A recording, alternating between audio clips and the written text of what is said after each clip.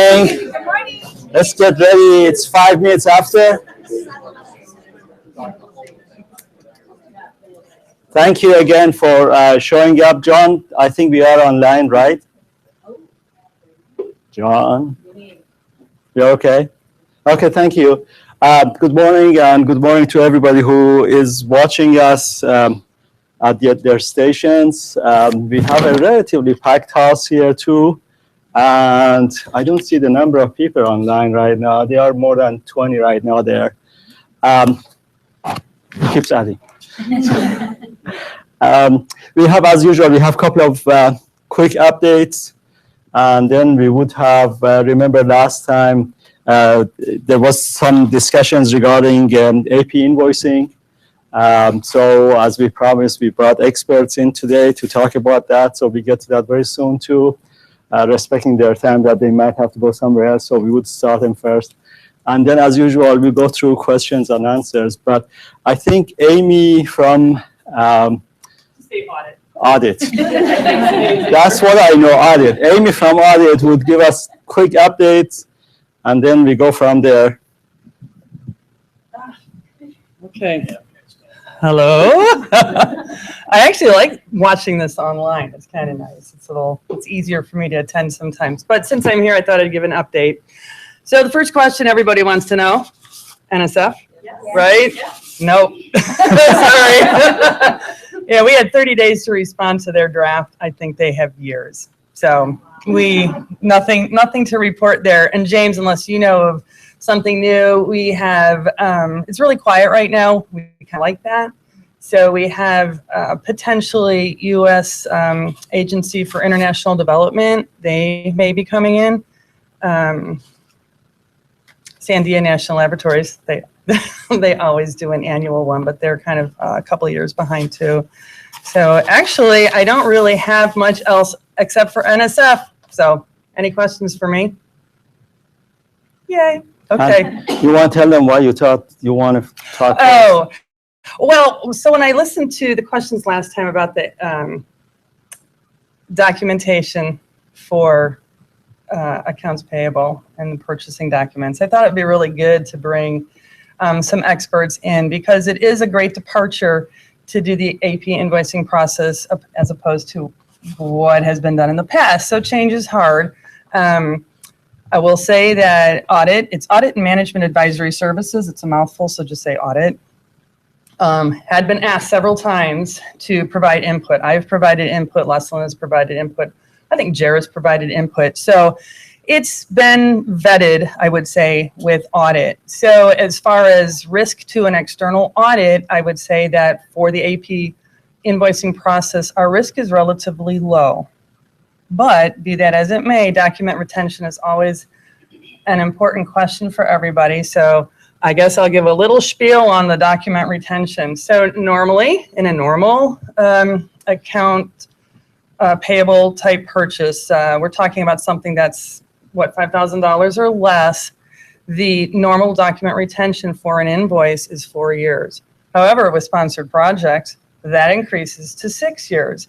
And the reason for that is the federal requirement to maintain all documentation to support a sponsored project is 3 years past the date of the last and final report that's submitted to the agency. So to make it easy for us, we just put it 6 years from the end of the award period. So that is a little different than the 4-year period. So from what I can tell, invoices are there on the EDMS kind of in perpetuity. I don't know that they have been purged at all. So we seem to be covered with invoices that have been scanned in. If you have other documentation, packing slips for a purchase of $1,000 or less, auditors aren't asking for that. The invoice is sufficient. They want to know when this item was purchased, what the item is, how much this item cost. That's what they can get from the invoice. If they want to know how did this item benefit the project, they're probably not, it might be evident from the invoice by what the item is, But if they need more justification or more information, then that's probably going to be the PI. And you wouldn't have that in an invoice or scanned in.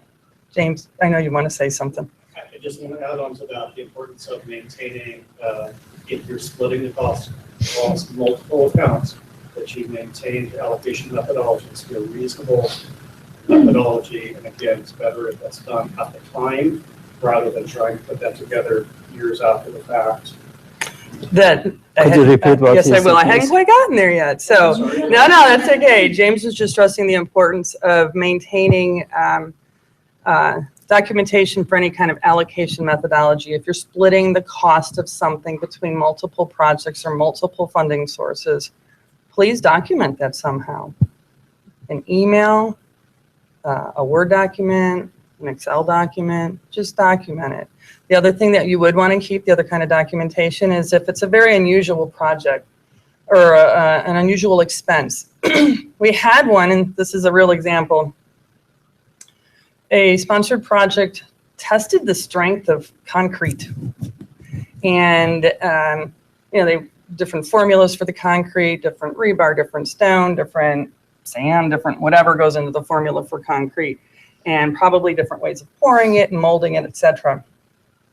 The project took place off-site, and we then it was another UC campus, Berkeley, I think, and they recharged us for about $1,000 on this project for destruction of the concrete.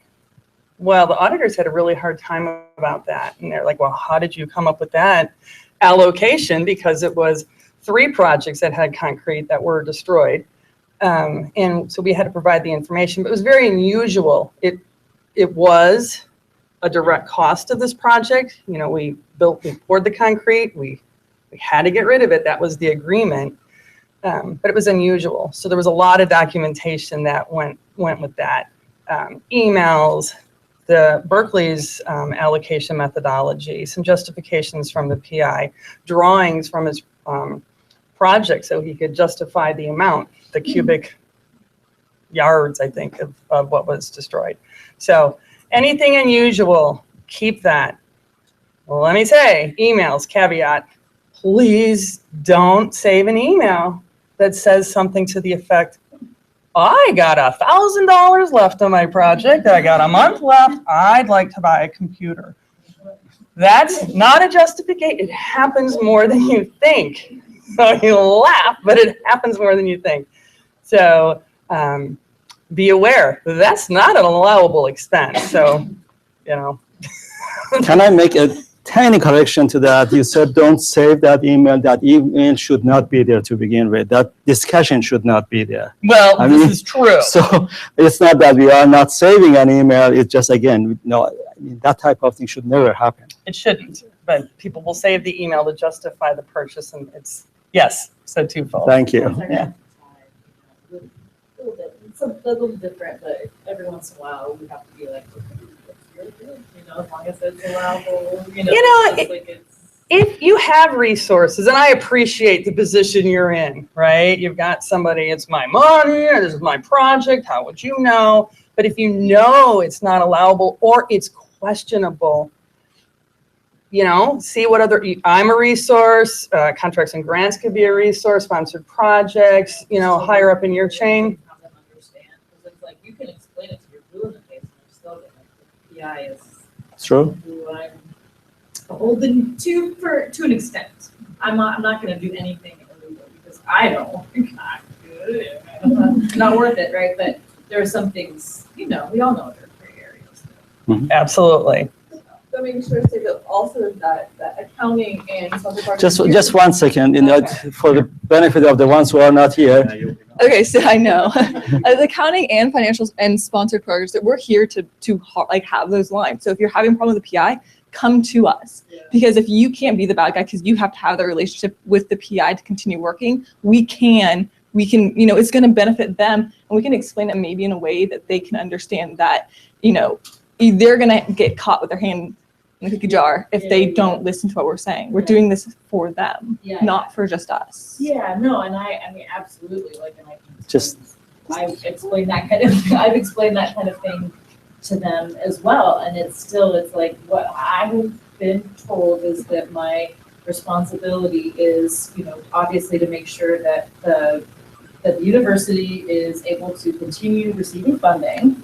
And we have to protect our funding sources, but I also have to figure out a way to make whatever work, what they're asking me to do to work within that capacity. So that's what I'm talking about. So it's not, but definitely, if I can bring other people in, absolutely, if that's going to help, I will. I have no problem telling them, either tell me that, I don't want to hear that, I'm not going to do that, et cetera, but when those, I don't even have a good example right now, but just.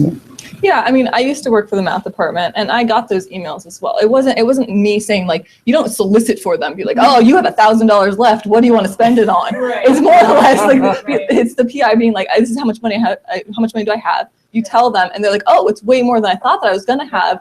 I think that I should spend. It's coming towards the end. Let me buy a computer.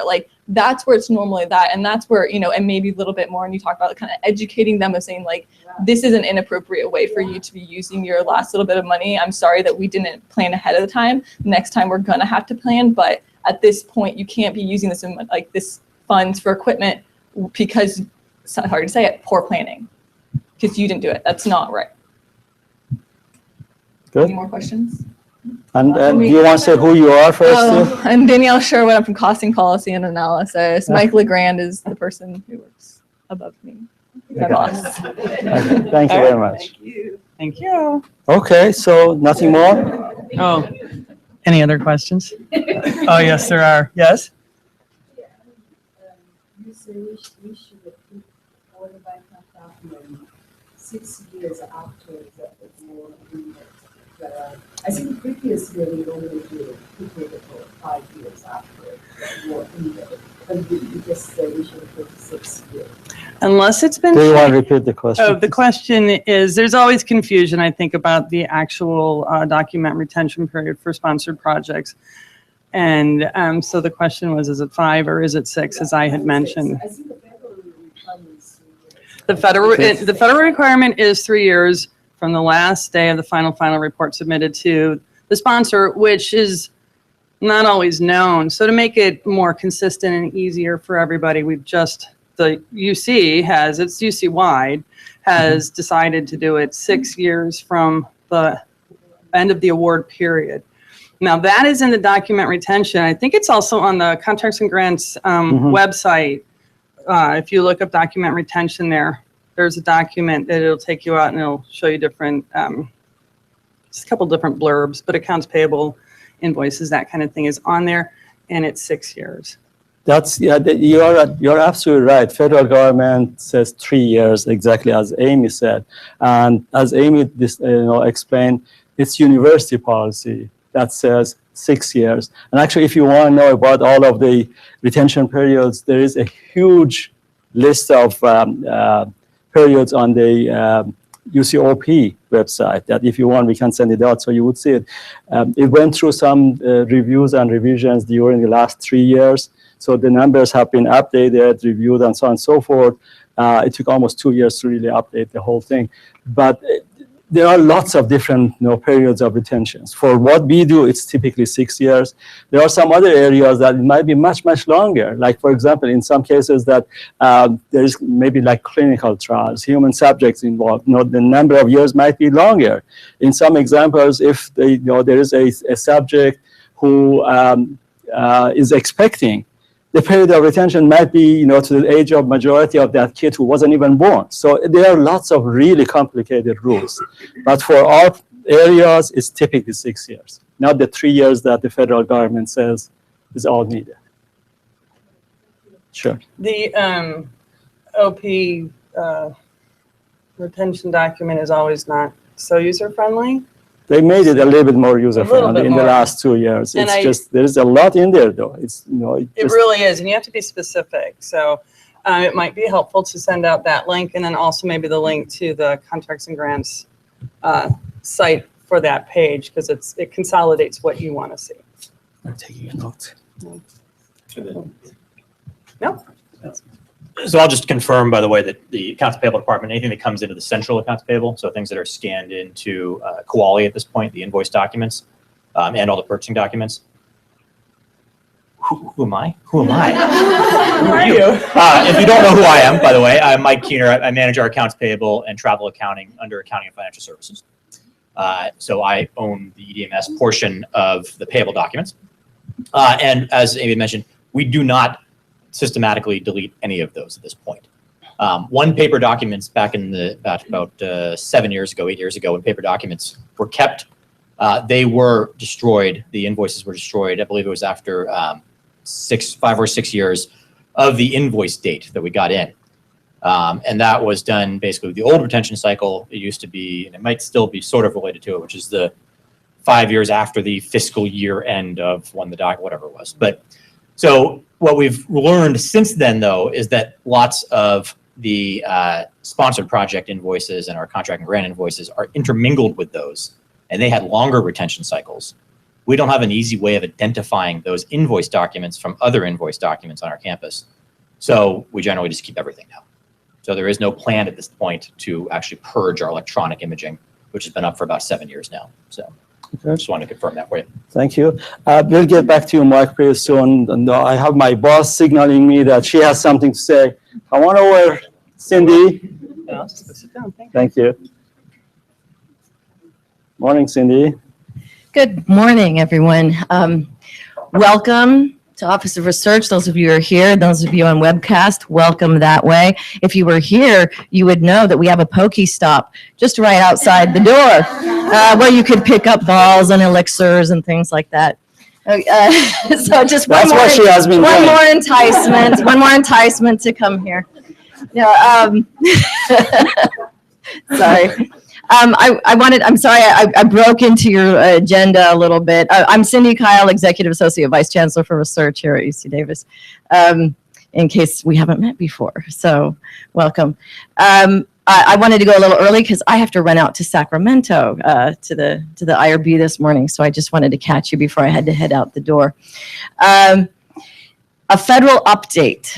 So some of the things that are on the federal horizon that I think everybody should kind of know that what's going on.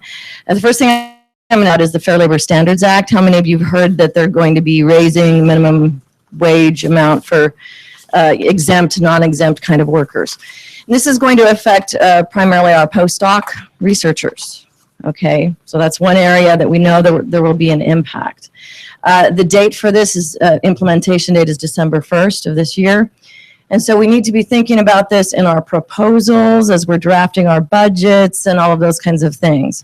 We've received updates from 2 agencies so far in this initiative. NIH has said that in the future they will fund postdocs at the higher level if you include that in your budgets moving forward. They have not yet said whether they will add supplemental money to your projects for the ones that already exist. Okay, so that one, it's a little kind of still nebulous about whether they'll give us supplemental funds for those kind of changes in your budgets.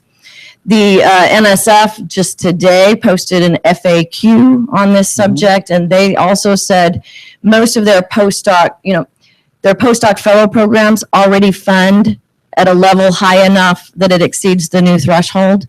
So you shouldn't have problems with those projects, but we may have problems with standard research grants where you have a postdoc researcher on those grants, where our policy may have budgeted them lower than their standard fellowship level. And on those, they said if you propose it for new proposals going forward, they'll fund at the higher level, but they will not give you supplemental funds. But they do allow rebudgeting, both from other salaries and from supplies and other categories of funding, to rebudget into that salary category if you need more money for your postdocs. So that's pretty much the sum of their FAQs on the Fair Labor Standards Act. Other thing, NIH, NSF, and some of the other agencies have been diligently working toward a standardized set of terms and conditions for your grant awards. And I think there's about 12 agencies now that have agreed to use this new standard once it's fully rolled out. My understanding is right now those terms and conditions are with the Office of Management and Budget, OMB, looking at it for final approval as a standard form set for all of our awards in the future, including all of the new uniform guidance kind of standards in those award documents. Council on Government Relations, it's a nonprofit group that works with the federal agencies to try and get regulations that make sense for us. Just came out with a new standards on sponsored research administration booklet. They sent us out maybe 10 hard copy booklets, and I gave one to Ahmed, one to compliance, one to legal counsel. So we don't have that many of them, but they also have it online, and you can download it as a PDF. It's a really great document that kind of summarizes all the rules that we have to comply with as a university when we do sponsored research activities. Yes. Okay. Yeah. Keep thanks. a note, send that out. On the human subject front, we have a lot of activity going on. Many of you may have participated in responses to the new rule that they published, and we sent in our comments in January. We've been analyzing those comments to see where this might head for us. But NIH in particular, and CATS is getting out ahead of us on some of the initiatives that were identified in that regulation, and they've passed some new guidances and initiatives relative to single IRB. And that means if you have multiple campuses or multiple research institutes that are all involved in the same protocol, that we will have a lead institution and everyone else will be relying sites. It actually creates a lot more work.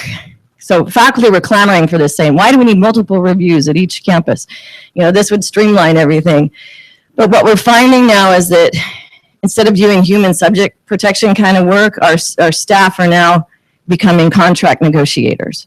Because every time we have a relying site, it's another negotiation of terms, liabilities, who does what you're responsible for, what we're responsible for. And so, the federal government has said, well, you can capture these additional costs and charge them, direct charge on your grants, if it's above and beyond what your normal overhead might pay for. Well, that's going to be a cost assessment.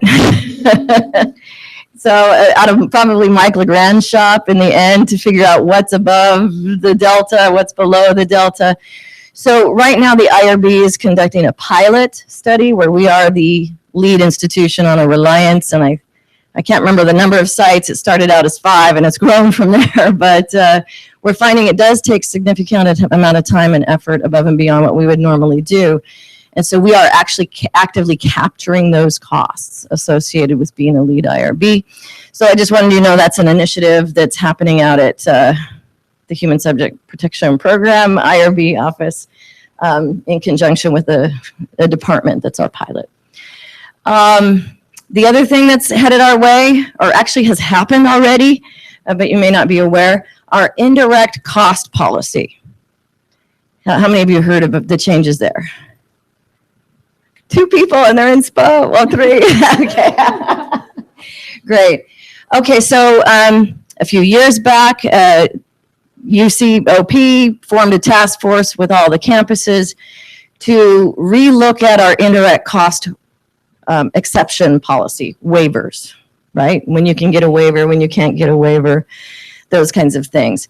The task force came up with a number of recommendations, and one of those was to delegate authority to grant waivers to the campuses instead of them all having to have approvals at UCOP. So they've been promising that, and the new policy came out in March, and the delegation just came out in June. So we now have a delegation of authority to our chancellor, and I'm working with the provost right now to get a further redelegation of that authority down to the sponsor programs and OR leadership level. We don't have that delegation yet, but we're kind of acting as if we do until we can make it all happen. I mean, because we still have to keep the trains running on a daily basis, right? But so the initial step is we need to get a delegation of some sort. But the second step is now we need to create a policy on our own campus that reflects the UC policy, but that identifies where UC Davis might be unique relative to exceptions on some of our grants and contracts. So we will be queuing up a campus task force with the faculty senate this fall when they come back. So the provost will be tasking a task force to work on that. And what, how we should conduct ourselves when we're granting kinds of exceptions. One thing in the new UCO policy that you might need to know when it comes to state contracts, okay, that are supposed to be using the AB 20 templates. We do not have a delegation of authority to grant exceptions on those. UCOP retained that right. So we cannot grant exceptions on these state contracts if you drop below 25% on your state contracts. All of those will have to go up to UCOP continually for granting any exception beyond the 25% level. And it gradually each year goes up by about 5% each year. Okay, so just keep that in mind as you're preparing your proposals and grants. We don't have authority on the state contracts to grant further exceptions. The other area that they were pretty solid on was that no exceptions will be granted for for-profit sponsors. None. Either as vital interest or otherwise. So you have a for-profit sponsor, it's going to be a little bit of a waste of your time to be asking us for an exception because the policy is pretty solid on that front. All right. Anything else on That's about Indirects? it. I think the federals, exceptions on federals are going to be kept at OP2. Oh, exceptions on federals? Yeah, some of those major ones. Oh, okay. So there might be one. That's right. There is another line for that, but I don't quite understand that because we grant those under the sponsor. You're talking about the kind of vital. So the terminology is all changing too. So we used to use the term vital interest waivers. That term's gone poof. We used to have Class waiver. class waivers. That term no longer exists. So we're going to be developing a new vocabulary around indirect costs. And usually you call them mandatory sponsor required waivers or voluntary waivers. And that's really the distinction we're talking about here. And that's probably how we're going to be changing our vocabulary in the future. That's it. I think that's that. Any questions for me? No? One other thing, because I saw Pat here. Have you introduced Pat? No. Pat Schlerbach, if you want to stand up. She is our new project manager for the Spark initiative, getting our systems up and running. And since she's joined us, we sent out a survey. So Sherry Poulos is here too. We sent out a survey to those that are using the system, the award module most frequently. And I must say, we got 4 lovely responses back. And oh, 5 now. 5. We're up to 5. Great. So I wanted to thank you all, those of you who did respond to that. We only sent it out to people that we had seen log in.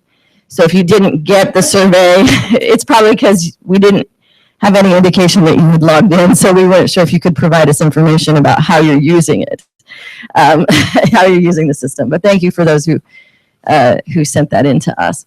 I think that's where we are. Mm-hmm. Okay. Drive carefully to I'm Sacramento. heading to Sacramento. Thank Okay. you. Thank you. So Mike, for presentation regarding an AP invoicing, our colleagues from accounting and shares, the share services are here. Mike, do you want to introduce your team and tell us who is going to do what? I'd be happy to. Yes, Thank of you. course. So again, Mike Keener, Accounts Payable and Travel, and we're going to be presenting an update on how the Accounts Payable invoicing service has been progressing over the last year. We have Laura Townsley here and Megan Villasenor, if I got that right. Both from the Shared Services Center, so our finance manager and our operations manager at the SSC, and Megan's going to be point on presenting this for us. Perfect. The rest of us will answer questions as they come up. PowerPoint. So I'll get that, and then do we want to switch to projector? Go ahead. Yeah. Are in the corner He's there. got, he'd said he had something to do over there. He's getting it ready. Are you firing that up? Okay.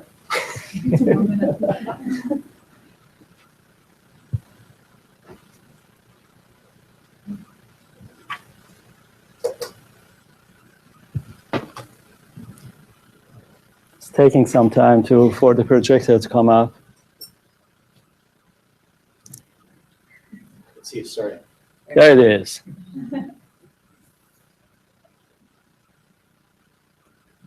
Okay, we are there. So good morning. So again, my name is Megan. I'm the operations manager at the Shared Services Center here on campus. And we're going to give you an overview. So we launched the AP Invoicing Service Project a year ago. So we thought it was a good time to kind of check in. We were at this group probably about 1.5 years ago, I think it's been now, to kind of give an overview of what we were looking at doing. And so now that we're 1 year into the actual implementation of the project, we thought it'd be a good timing to come and kind of talk about how, how the project is working and what our teams have accomplished so far. On. No.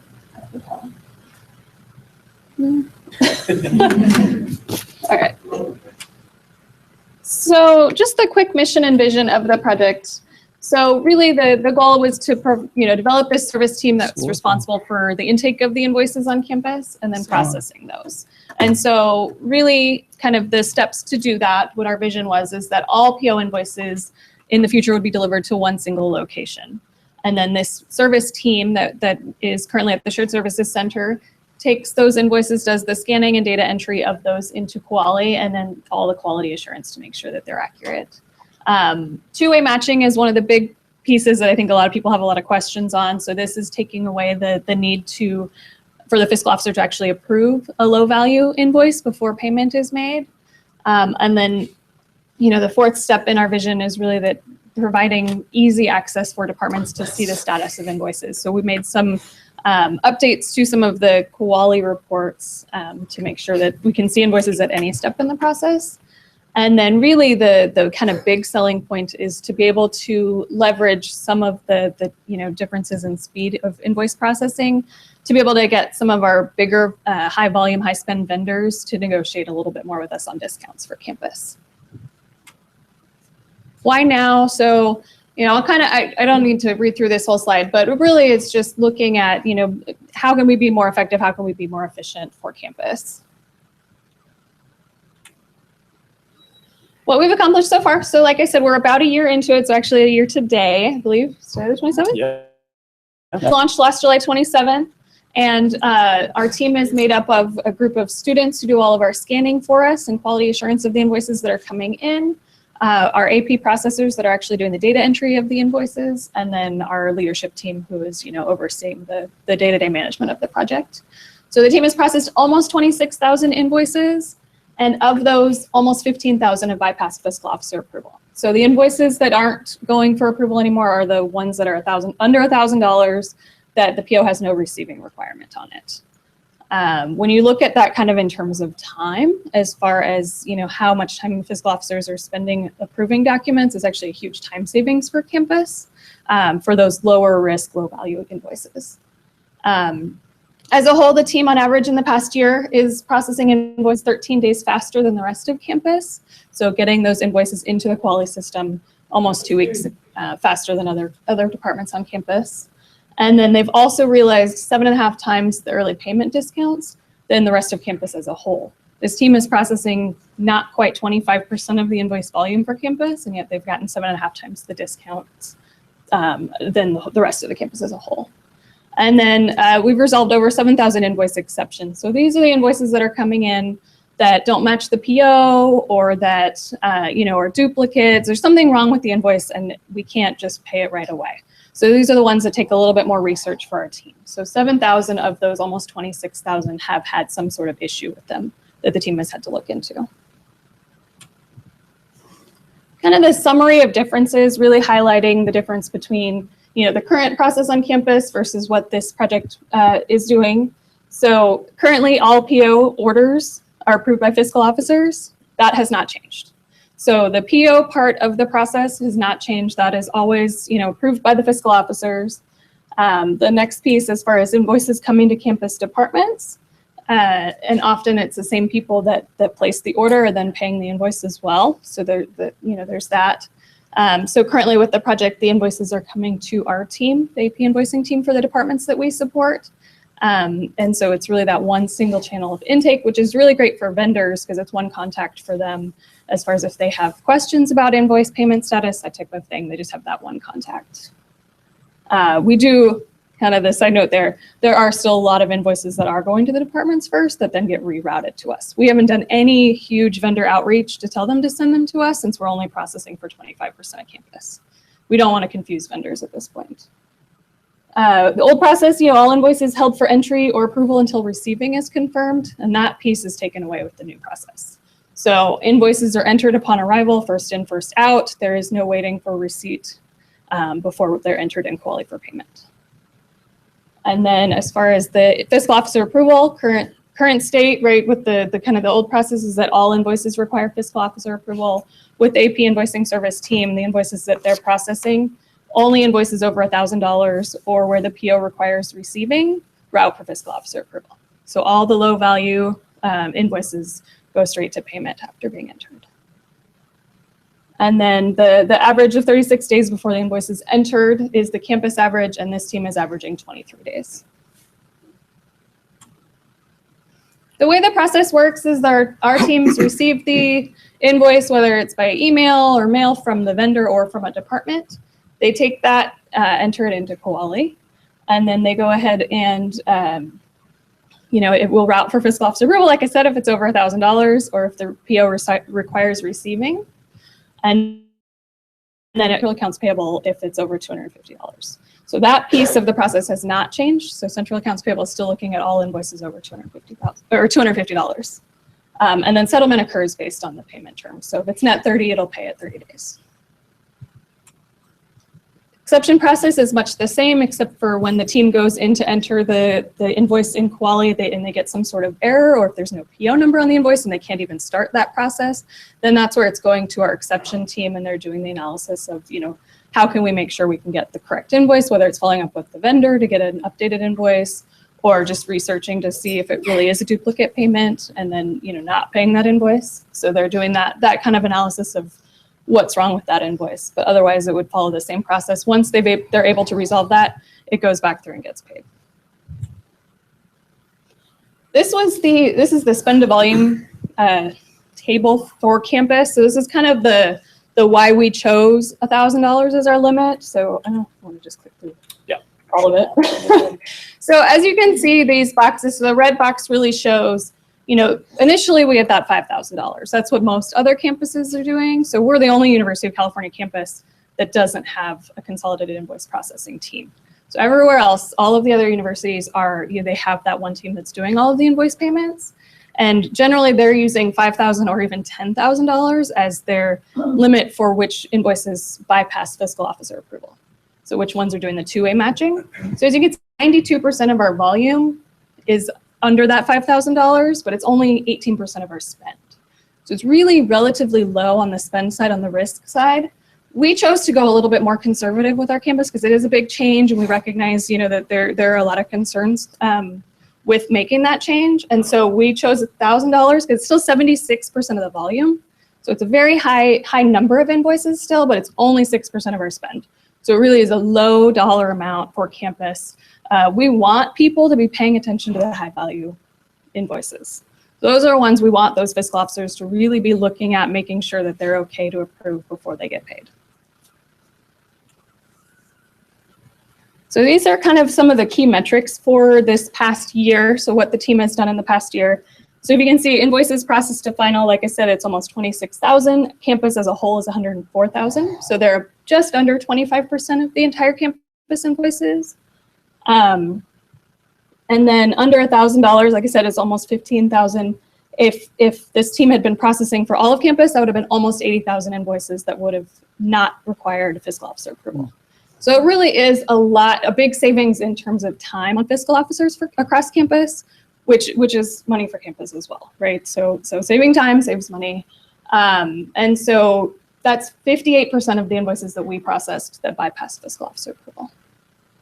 The invoice turnaround, so our team averaged almost 23 days. Campus as a whole averaged almost 37 days.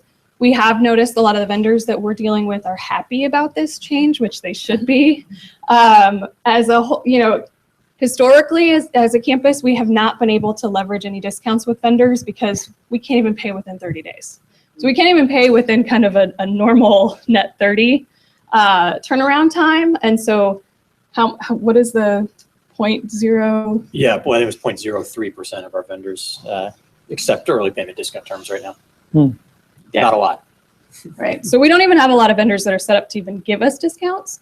And so that's where, really leveraging this and reducing that time even more. We recognize 23 days is still not what we would want to be at forever. It is important to know a lot of the invoices are still going through, to a department first and then getting sent to us. So taking that piece away in the future would really reduce that time as well. Also, we get a lot of invoices by mail. So as a campus, if we can kind of set up some better methods for receiving invoices and hopefully getting vendors away from sending them via mail, that would reduce the time as well. Discounts taken on paid invoices. So we had, with the AP invoicing service team, they had almost 1,900 invoices that had discounts that were captured, whereas campus had less than 300 in that same time frame. And so what that looks like is that the AP invoicing service team was able to capture $29,000 in discounts. The rest of campus as a whole, so 75% of the invoice volume on campus captured 3,900. So even just doing a small portion of the invoices on campus, we were able to capture a huge increase in savings. So those discounts go directly back to the accounts that are being charged. So we are not capturing those centrally. That all benefits the departments. So that is one huge selling piece with this project, is that, those really can help out all of the different departments, all the projects that are happening. So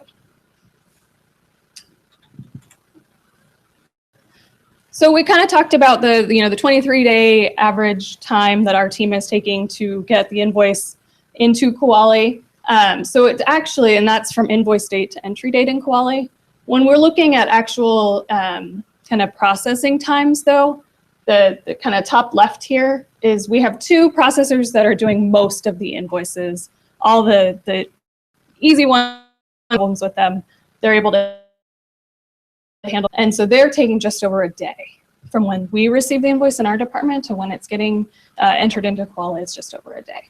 So I thought that was kind of important to highlight as well. And we do have kind of some service partnership agreements at the Shared Services Center. So we have a commitment to process within 4 days any of the invoices that we're getting.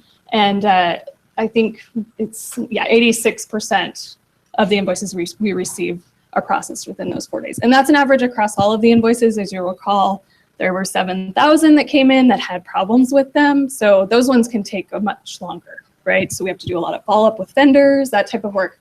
So, we almost 80% were processed actually within 2 days. So the team is working very quick. They generally are able to get most of them out same day, if not the next day. And I just wanted to chime in on this one because I think it's kind of interesting to point out that they've got these two processors at the service team that are doing about 20% of the invoice volume for campus. If you figure the other 5% is going to exception right now.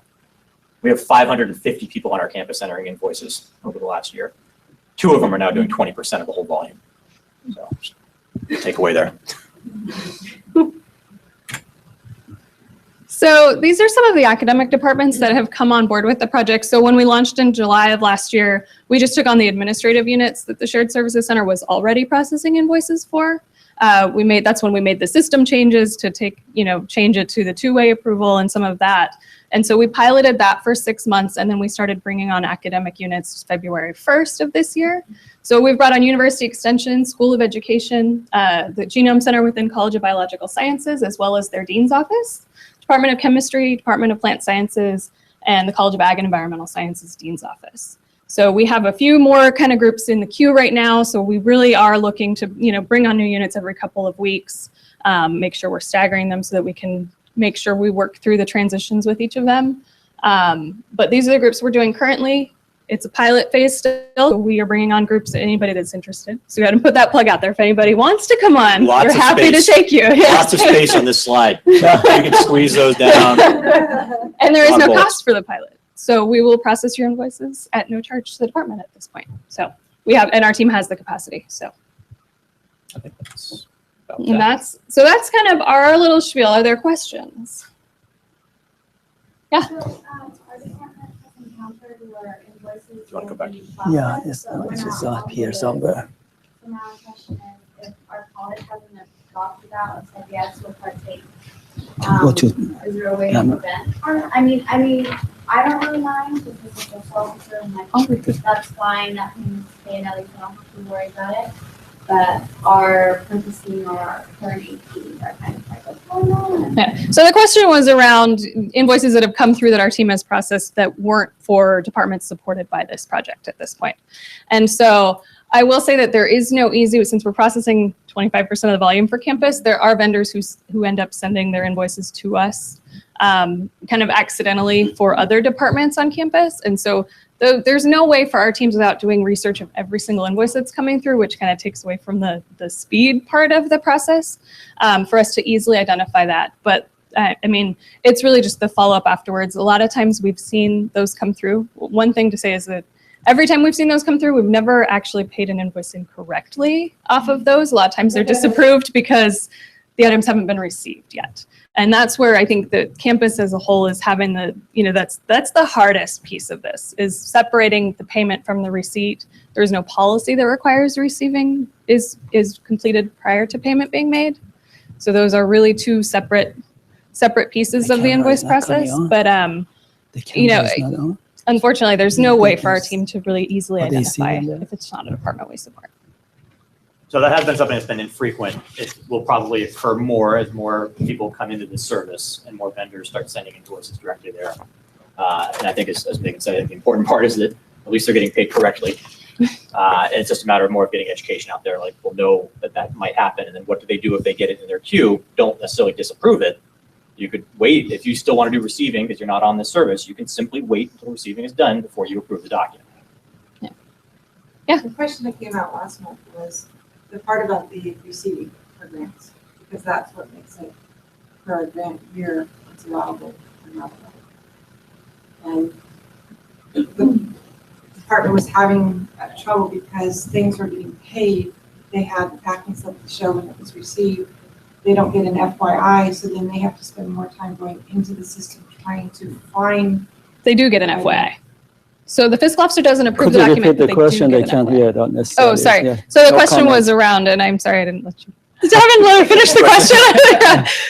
But it's around the receiving components. I'll let you finish the question, and then I'll repeat the whole thing. Well, they weren't receiving the FYI, so that they were having to dig, when they did their audit reviews, when we did the audit for that, they were digging through there and things were popping up and then they had to go find them to be able to match up the document for the sponsored program or project, because that's what shows whether it's allowable or not. Is that a small risk, or is that something that we need to keep with those documents? So can I try to repeat the question? So a concern that had come up in the meeting last month was around invoices paid by this team that the receiving hadn't been done yet, and the department wanted to kind of be able to close that gap and wasn't receiving an FYI when the invoice went through. So the system is set up. It does send an FYI to the fiscal officer for every payment that's made. If it's under $1,000, they'll get an FYI. If it's over $1,000, it'll route for approval. And so the concern with how to kind of close the gap, I guess, right, between making sure you're closing out the process so that you are confirming receipt at least after the fact. I think the question too is about audit, right? If Yeah. we're looking at, thank you. The question I think about audit is especially if we have very defined periods within a sponsored project, so you have one account for year one and then another account for year two, and making sure that we're getting those costs. They're going to look at the invoice date, and I'm speaking from an auditor point of view. They're going to be looking at that invoice date. If the invoice has a receiving, we sent this supply on X date, they'll look at that date too. I think mostly they're going to be looking at the invoice date. I don't know if that really answers the question though. Well, it just would give them a sense of a little bit more comfort that I'm trying to match all these up to be activate and have all the documents lined up. And they're trying to do that. But if it's going to be based on the invoice, that lowers that. It lowers the risk a little bit, right? Knowing that And it lowers the risk, but you're still okay because the invoice is there. I think that auditors are always going to look at the end of an award period or end of a segment period, and they're going to want to see your justification. So if you're trying to make an accurate split, keep doing that. Thank you.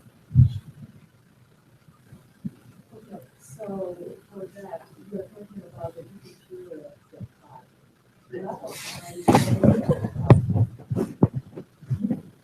allow the or not allow the, depends on the receiving date, right? By the cutoff or award anything. So, because a lot of time it's like just missing a few days after award anything. In that case, we really charge to other account or factories from the account. But by doing that, I think that if we don't implement the receiving date, might be a lot of that might happen. So should we kind of rely on that or doesn't matter? Well, let me ask you a question, because I'm really not in the process. I really am not in the administrative process of this. So I don't understand if there is a receiving aspect to KFS and how it connects with AP. If I understand what you're saying, so at the end of the award period, yes, they want to see that all expenses were within the award period. After the, Before that, it, you don't charge on that award, like after a while you receive that. right. Actually, the supply or If you receive it after the award period, in the auditor's mind, how could that possibly, that supply, how could it have had any impact on that project? Right, right. So I concur. There are a couple different things. Yes, if you receive it in the award period, it is allowable. It's a direct charge, regardless of when you receive that invoice then. Hopefully it's not 3 months after, because then you're going to have a lot of explaining. That happens a lot of time, actually, the invoice is afterwards. Yes. But that's okay, that's something you want to get over. Yes, because you did receive that particular supply within the award period. It's kind of what we are watching. Right, the service. And or the service date. Either receiving day or the service has been done on one very good day. That is the one we normally watch for, right? Because we do have a spot to put that Okay. service date. Well, then that would, Couple of exception, like the general public, or whatever, might be after the award. I was thinking of publications too. Right, that's just the one, a couple of exceptions, but normally that's one we are watching for. The service day and item receiving. And right now, actually, it's accounts payable, including some of the invoice for us. I guess right now, we haven't get the hosting yet. For our department, actually, it's create a lot of work. Our person, she doesn't know what has been paid, what has not been paid. And every time she's kind of, oh, I don't know what's going on. She said she do a lot of research. So by doing that, what's supposed to be done? After she places order, then basically she's done. She puts things away. Because normally after she places order, she puts things like in the invoice. Then the receiving, then she will pay that one purchase. Now, some of them has been paid. Some of them have not been paid. Some invoices sent it to her, some invoices sent it to us. So she, I don't know, so far she's like keep complaining all the time. She said, just Excuse me, can we take that offline? You know, it seems like, you know, the people who are online, they are not hearing all of that. So maybe we can discuss it and try to figure out what the answers would be, unless if you have some comments, Megan. Well, I was just, so, you know, the question is really around the kind of departmental, how to handle it, right? If the invoices are being paid before receiving is required or before receiving has been confirmed, and how they're kind of closing their loop on the whole process. So we have departments that have handled it differently. So with the really high risk. Did you want to add to the question before I finish my answer? Okay. So go ahead. Okay, so some departments that have more of a, a project that really is maybe timing sensitive, those types of things, there is the option of when they're setting up POs, requiring receiving on those POs. And then those ones will all route for fiscal officer approval. Any invoices that come in for those POs. I wouldn't recommend it as a best practice at all for all of your POs, because it does create a lot more work as far as the invoices are going to come to our team and route for approval, and they're going to stop. So somebody actually has to go in and approve those lower value ones. And then some other options are, departments that have come on board with us, the academic units, have chosen to kind of ease into the project. And so what they've done is they're still getting all of the invoices at their department. They are actually holding on to them until they get the receiving and then sending us a packet of the invoice and packing slip together. And so when we go to enter it in Koali, we're uploading those both together.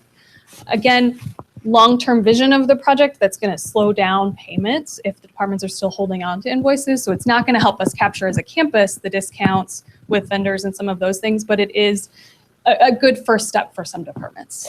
So I think what our concern in the departments, because we are beholden not to the vendor per se, of course that's what we want to do, but we have grant dates.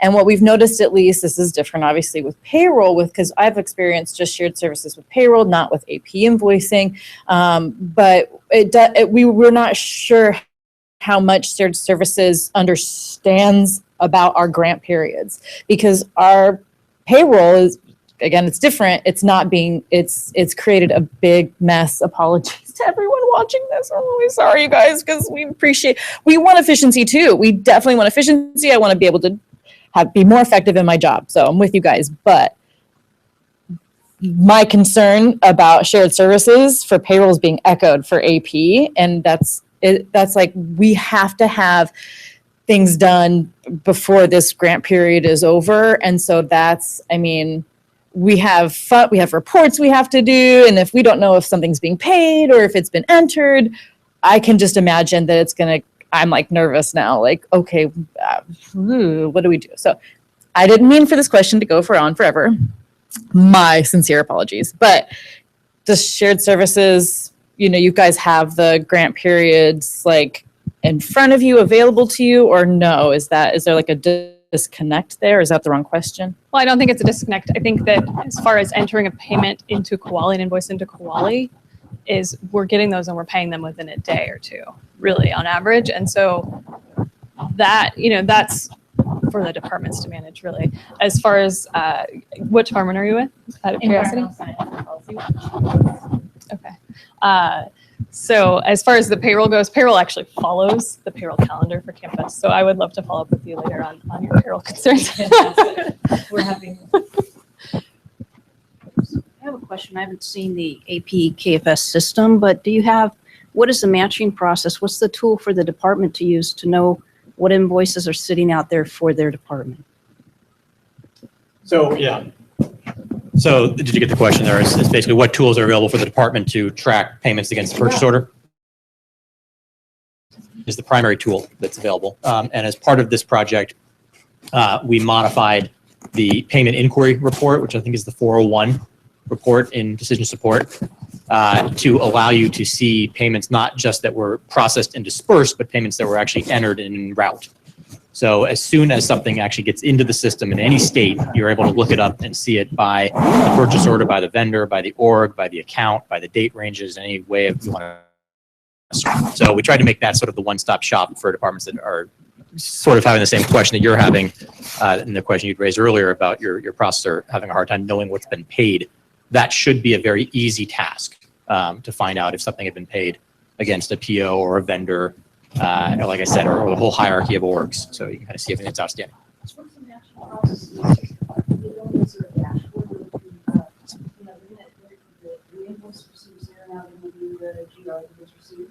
And they're going to match it to that invoice. How do they do that? Well, all things in Koali are linked together, at least in the purchasing and AP world, by the PO number. That's generally your trigger to do, to tie the requisition to the PO to an invoice, the PO to a receipt document, memo, They're all tied together by the PO. And if you are a user of the quality system, it's actually, there's a whole tab at the bottom of every one of those document types called related documents that lets the user see every document in that per app chain that's related to that PO. It's a really nice feature. So you can go into the PO and you can see every payment, every credit memo, every receiving document related to that PO, and vice versa. You can go into a credit memo and see all the payments, all the POs, all the invoice, so on. So that's generally the main way. We have a question online. Are all invoices going to AP or only invoices attached to a PO? Excellent question. So I would actually define an invoice as one related to a PO. The rest we have traditionally on our campus defined as either a direct charge or in the current quality system, we call it a disbursement voucher. So what the purview of this project has always been only invoices related to a purchase order. And even within that, we've already recognized early on that subaward purchasing would be excluded from this process. Those require, I think, express approval from PIs on the invoice itself. So that's always been exempt from this. But yes, it's only invoices related to a vendor purchase order. Yeah.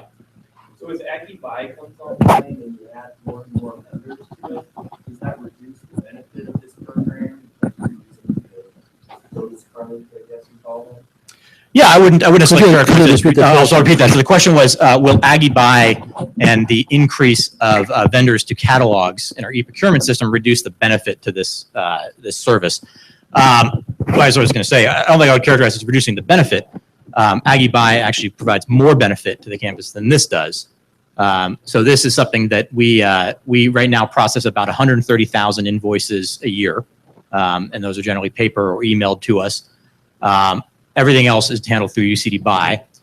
When we bring Aggie Buy online, which is going to be happening, I think, in November for full campus rollout, we're hoping to transition over the first year of that service about 25,000 invoices that we currently get. We're expecting to go through Aggie Buy and be settled on the Ghost card and have all the electronic routing and electronic invoicing. So it will reduce the volume of this service, about 25% or so of the paper invoices. Our goal, long term, which is the goal of many institutions, including other UCs, is to eliminate all paper invoicing altogether. We're many years away from being able to pull that off. So even with Aggie Buy, a couple years of maturity, we're still going to have 100,000 invoices that are coming in the door every year on our campus. So is the vision to make this mandatory for every department? And if so, are you going to start charging departments for the service? So the question was, is this going to be mandatory and is there going to be a charge for the service to the campus departments? Neither question are we qualified to answer at this time. I can tell you it is certainly my vision that this is a campus-wide service. Many of the primary benefits of this service, which drives the invoice turn time, which you're seeing right there, about 36 days for campus departments, 23 days for this service, I'd like to drive that down to under 10. And the only way to get that under 10 is to have all vendors sending all invoices to the same place. If they're still sending them to multiple locations, we're not going to have any control over the way that we intake invoices from vendors. So even outside of Aggie Buy, there are other tools out there that allow vendors to send PDF invoices to them, which would then translate those to XML. So it can be electronic, and we could import them with zero data entry. We can't leverage those services until the vendors send all their invoices to one place. So once we can start doing that, we can drive those turn times down to under 10 days. In concert with that, there's a whole system-wide effort right now of reevaluating and minimizing the allowed payment terms that we provide to our vendors. So we on our campus are already piloting with about 250 vendors a new set of simplified payment terms that are going to encourage our vendors to leverage our virtual card settlement options and early payment discounts. Early payment discounts are only good if we can actually pay them early. So long story short, we're trying to do a number of things to drive down the turn times. That needs full campus adoption to really get the big bang for the buck. We kind of conservatively at a system-wide looked at about $10 million a year of unrealized early payment discounts across all 10 or so campuses. Davis is more than 1/10 of the share. We'd estimate probably somewhere around 500 to 700,000 of early payment discounts that we are missing out on because of basically our processes that we do on our campus. And those are money that goes straight back to the department. So payment-wise, do you want to address that? Yeah, so I'll address the billing piece. So I actually, kind kind of the message we've gotten from our senior leadership, even as recently as this week, is that we're supposed to keep moving forward with this project. So continue bringing on groups. And I don't want to recharge campus for this. So we are looking at and exploring options of maybe getting some central campus funding. That would be the ideal, so that it isn't something, it would be really hard looking at all of the different departments across campus, how to come up with the best costing structure for this, because invoice volumes vary across all of them. Some departments have such heavy volume that they actually have processors, so they would have to lose staff. It's very few. I think when we've looked, it's been like just a couple of departments that have somebody that just pays invoices. But that would be the ideal option. We have no interest in capturing those discounts centrally. So like we said, those all go back to the departments. That was, I think, something that had been thrown around initially, is maybe that campus uses the discounts captured to help fund the project, and that's not our Which not is, our by the way, plan. a model at some of the other UCs. So San Diego does capture all discounts centrally. It uses it to fund their organization at the accounts payable side. We're not interested. So I have one last question. It goes back to document retention. I just want to confirm. So the invoice gets scanned into Koali for the PO. We don't need to get a copy at all. It's done. We don't need to worry about it. Correct. Okay. Yeah. So you got the question there. So yes, once scanned into Koali, that is stored in our document management system, which right now has north of 15 million documents in it. And it's been in place for about 8 years now. We are transitioning a document management system, by the way, in the next 18 months or so to some current generation stuff. But once it's in, it's archived, it's taped back up, it's safe and secure, and that is the source for the quote unquote original document is our scanned copy. So any auditor that asks for the original invoice, that is the scanned copy. So yes.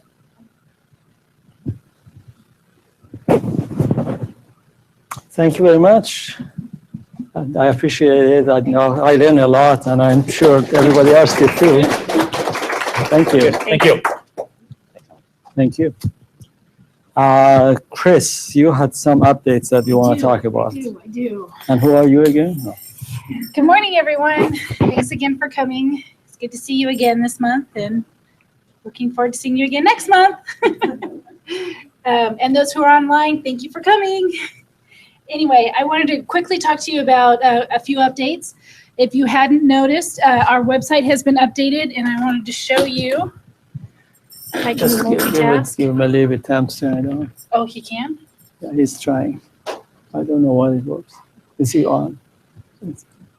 Yes? I don't know. I don't know. Okay, so I'm gonna let John work on that, and he's gonna tell me if he can't do it, and then I'll do it here. But I wanted to update you guys to let you know that our indirect cost rate agreement, also known as our NICRA, has been updated to reflect the new approved composite fringe benefits that have been signed off by DHHS. As when the system warms up, you'll see what's already on accounting's website, contract and grant accounting's website. So you've all familiar with this sheet. Hopefully, you should be using it for a while. The rates have not changed. Just so you know, they have not changed. They've been approved by DHHS. Everything has been signed, and the new rate agreement on our website has been uploaded that incorporates these rates that you've been currently using. We want to make sure that you understand that the rate agreement has been updated, and the date approved is June 21st, 2016. The reason I'm saying this is because this is mandatory to put in all of your federal projects when you submit a proposal to the federal government. It asks for the cognizant agency, which is DHHS, asks you for the contact person, which is Ernest Willard. He's on page 3 or 4 of this document. And it asks you for the date. So it's really important to make sure that you update all of your proposals to reflect 6/21/2016. If you have any questions about which date to use, feel free to call our office. We're here to help you. We want to make sure that you have all the information available to present your proposals to the sponsor appropriately. If you have any questions about that. I have an indirect cost rate question. Should I take it offline? Let's, just in case. Unless you feel it's going to benefit everyone. Any idea? Okay. I mean, it might, but. Then we can bring it up next month. But we'll talk offline. Or tomorrow. Yes, yes, yes. Thank you, Ginger. Thank you. For those of you who did not know or did not receive, hopefully you all did, receive an email that welcomed all of the research administrators to our office tomorrow at 10:30. 10:30 tomorrow here in this room, Office of Research, Conference Room 200. We are going to talk about indirect costs. So you are welcome to join. And if you could, please send an email to proposals@ucdavis.edu and let us know that you're attending so we can get a head count, because there is a maximum capacity for this room. No, that will not be on YouTube. So you're welcome to come and bring your friends and neighbors, because we want to spread the knowledge of indirect cost. It seems to be a very good topic. In any case, that's all I have. If, Bridget, can you come up? Yes. Everyone, this is Bridget Rands Strong. She is our new officer that services the School of Medicine.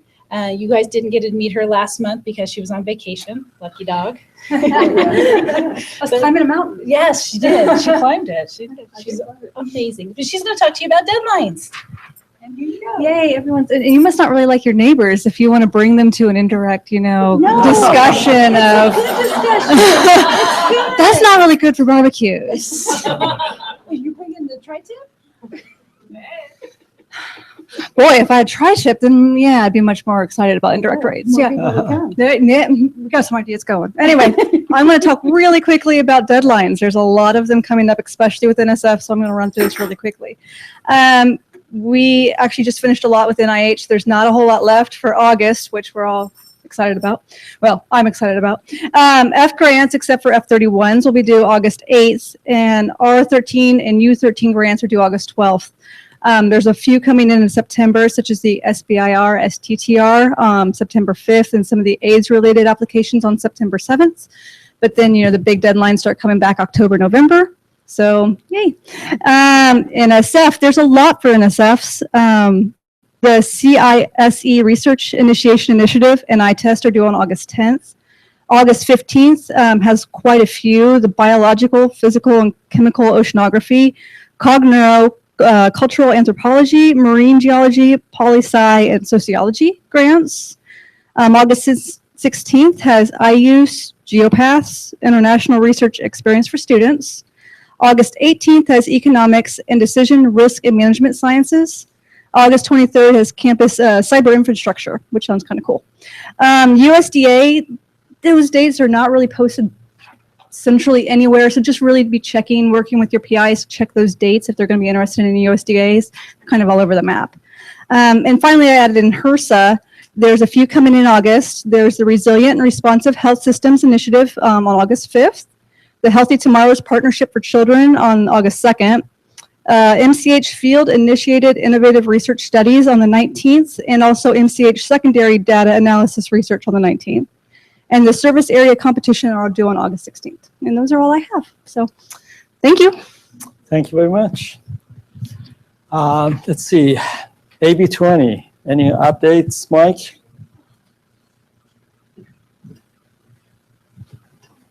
Thank you. Good morning. I'm Mike Warnock, Associate Director in Sponsored Programs. I add my welcome to you, even though we're getting close to finishing.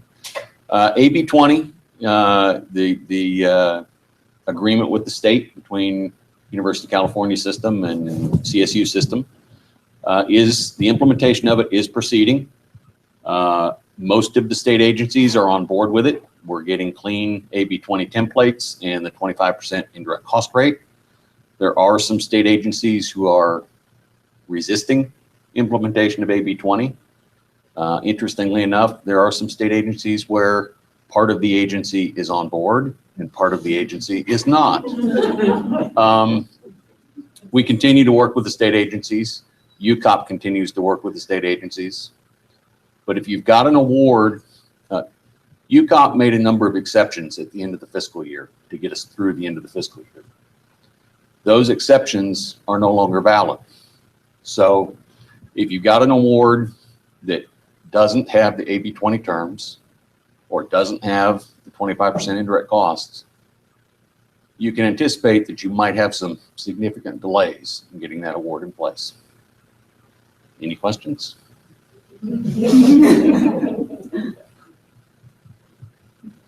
So a part of that significant delay might be that OP would not approve reduction of indirect, which means that some rebudgeting, some renegotiation, or whatever else is needed for us to be able to accept the award. So, anything else anybody wants to talk about? Yes, Ryan. Hi, I'm Brian Russ, Contracts and Grants Officer for the awards team here in sponsored programs. I just wanted to put out a reminder specifically about no-cost extensions for NSF grants, National Science Foundation grants.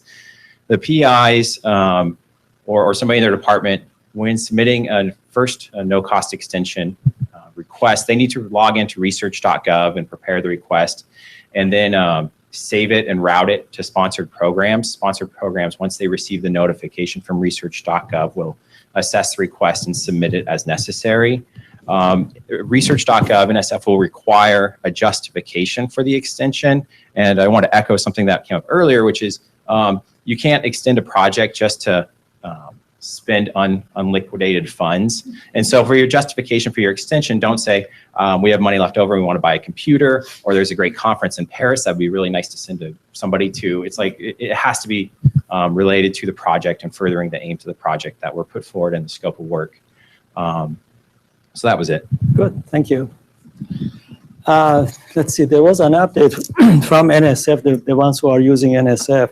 You probably know that they have changed the system for updating your passwords. In the past, if the password wasn't working, you had to come to our office and we had to reset the password for you. So now, is it effective next Monday or something?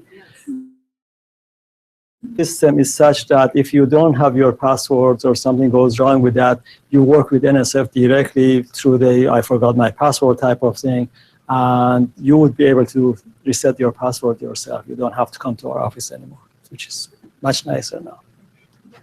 Okay. Well, it is 10 minutes before 10. Any other questions? No, there was one question. We answered the questions on that. I'm getting that there. If there's nothing else, then we can stop and meet next month. Thank you.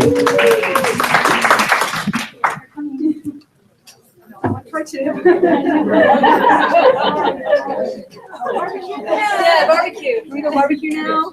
She promised Troy tip. I heard it. Just